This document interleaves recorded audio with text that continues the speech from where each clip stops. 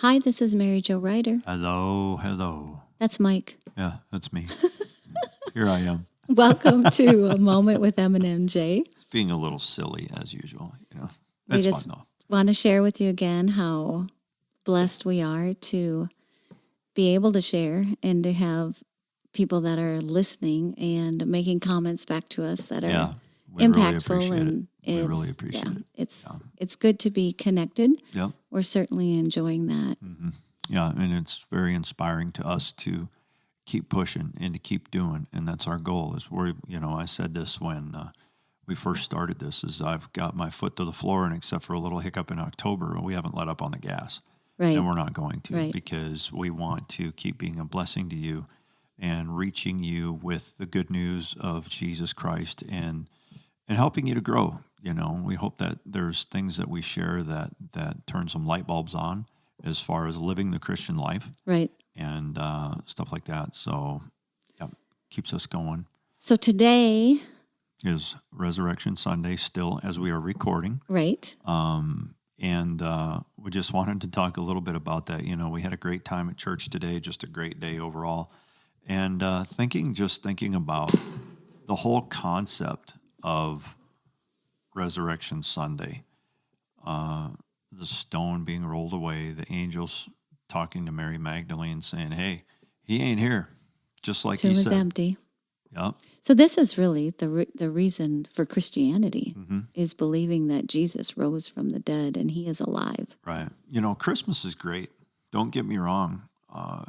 Jesus coming to earth in the form of a man is an amazing miracle. Mm-hmm. But I would dare say this, without Resurrection Day. Right. Do you know what I'm saying? Yeah, there would be nothing special about Christianity if we didn't have a Jesus that had gotten raised from the dead. Yeah. That prophecy was fulfilled out of Isaiah 52 and chapter 53. I'll read some of that here in a little bit. But the prophecy was fulfilled for us. And in order to do that, there had to be the death, burial, and resurrection. That had to happen. Okay. And Jesus come on Resurrection Day. Jesus come busting out the grave with the keys of hell and death in his hand, and he ain't never given them back, and he's never going to give them back. He has them permanently, which means the devil doesn't have the keys to his own house. He is beaten. He is whipped. He is defeated. And I keep going back to Colossians 2:15, where Jesus disarmed the principalities and powers that were arrayed against us and made a public display and open show of them. And going back to when we talked about that before, that was a defeated king is basically what it was. He was paraded through the streets as a defeated king. Satan was a defeated king. Yeah, and that's exciting to know that our enemy is defeated. And God has already said the end from the beginning. And so we've read the end of the book, and we're happy about that. Yeah, we know where he ends up, and we know where we end up. So let's make sure we get on the right side, and we end up in the same boat with Jesus, because that's going to be a better boat to be in, trust me. Right. Trust me. We've been talking a little bit lately about, making a choice, and we've shared a little bit about asking Jesus into your heart and how important that is. Right. And we encourage everybody that listens, if you haven't asked Jesus into your heart, to make that decision. Do so. If our podcast is a help to that, we're grateful for that. And actually, God just shared not too long ago, a couple nights ago, I think, that our podcast is going to reach people and that people are going to be saved, which that's an exciting word to get from God. It's exciting. It's very exciting. It's really good. Isaiah chapter 53, and we'll just go through a little bit of the prophecy about Jesus' death.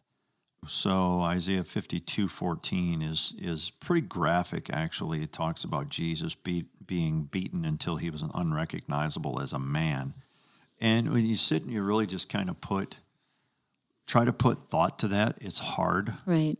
I don't even want to, in a way. I mean, I appreciate and so thankful and give God glory for what Jesus did, but it's hard to comprehend. It is. It's not really possible. Yeah. In human terms. Do you know what I mean? But Isaiah 53, who has believed, trusted, and relied upon and clung to our message of that which was revealed to us. This is the Amplified Bible. And to whom has the arm of the Lord been disclosed? For the servant of God, meaning Jesus, grew up before him like a tender plant and like a root out of dry ground. He has no form of or comeliness, royal kingly pomp that we should look at him, and no beauty that we should desire him. He was despised and rejected and forsaken by men, a man of sorrows and pains, and acquainted with grief and sickness, and like one from whom men hide their faces, he was despised, and we did not appreciate his worth or have any esteem for him. Surely he has borne our griefs, our sicknesses, weaknesses, and distresses, and carried our sorrows and pains of punishment. Yet we ignorantly consider him stricken, smitten, and afflicted by God as if with leprosy. But he was wounded for our transgressions. He was bruised for our guilt and iniquities. The chastisement needful to obtain peace and well-being for us was upon him, and with the stripes that wounded him, we are healed and made whole. So just this little passage, Isaiah 53, 1-5, talks about all that Jesus bore on his body for us, the stripes, the beating, the scourging. Right before the crucifixion. Yes.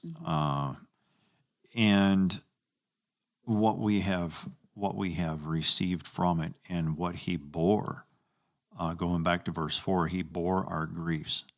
He bore our sicknesses. He bore our weaknesses. He bore our distresses and carried our sorrows and pains of punishment.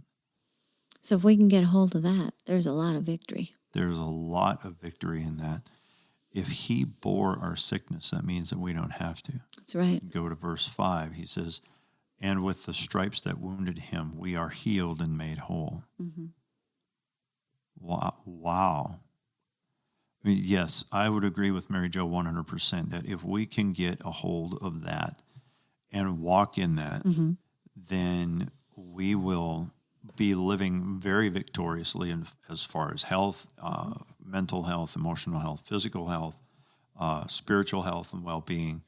And then another thing, too, just the thought that I was having here, just sitting here reading this, how can you not be grateful knowing that the Lord bore all of this stuff for us?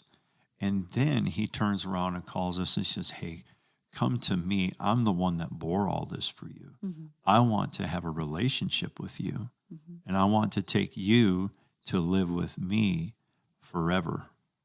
Is that kind of mind-blowing? But you know what? It's reality. It's the reality of what he did, and it's the reality of who he is. And that's pretty awesome. Yeah, and what he chose to do so that we would be able to, what he chose to do so that we would be able to make that choice to choose him. And to walk in all the things that he paid for us for. That's just it's a very humbling thought to sit and realize that is what the Lord did for us. Wow. We did the song, Hillsong Worship, did a song called Man of Sorrows. I'll drop a link in the description because it basically, to me, it's first time I heard the song, I just wept. But it really brings Isaiah chapter 53 to life. And we did that song in church today. We did that today for communion, yeah. Just precious song. I really like it. But it really does bring that to life. And he went to reconcile. He went through what he did to reconcile the ones that nailed him to the cross. Right. He did it for them too. And if they would receive. Right. Yeah. And that's kind of hard to wrap your head around too. Knowing full and well that there were going to be millions and millions of people that were going to reject him, he did it anyway with the hope that they might choose him. Right. Wow. And then the ones that do choose him. Yeah. Just such pure love. Man, if that pricks your heart and you're like, wow, just reach out to the Lord right now where you're sitting, where you're listening, and he will reach back to you. Yep.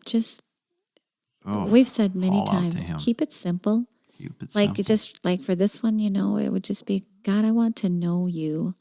Jesus, I want to know you like that. And ask him into your heart. Yeah. Ask forgiveness of, sins that you, just the nature of the human. There's a sinful aspect. And you ask forgiveness for that. Ask him into your heart. Confess him with your mouth that Jesus is Lord. And your name will be written in the Lamb's Book of Life. Yeah. Yeah. And your life will never be the same. Right. And on our email, you can let us know if you've asked Jesus into your heart. We would love that. And we have a desire to start connecting more than we have in the past with some, we're going to start looking into some disciple information. And we also want to be in a position where we can send you a Bible. So we actually have set up a way that we can receive donations if anybody is that's interested in helping us to give out Bibles to new believers and discipleship material. Right. And there will be other projects as we come along, but we're set up. I'm going to drop a link in the description. And if you would feel the Lord put it on your heart to support us, we would be very, very appreciative, very honored, and very humbled. And we're excited about what we feel God is doing, and we're going to share more. And as many as want to get involved, God's blessings. I think it's going to be exciting. Yeah, planting seed is a very, very important thing, and we do it, and we're glad to do it. So anyway, that's about all we got for tonight. Happy Resurrection Day. Remember, he's the reason for the season. We say that about Christmas, but it's the same with Easter time. Oh, it's good. God bless y'all.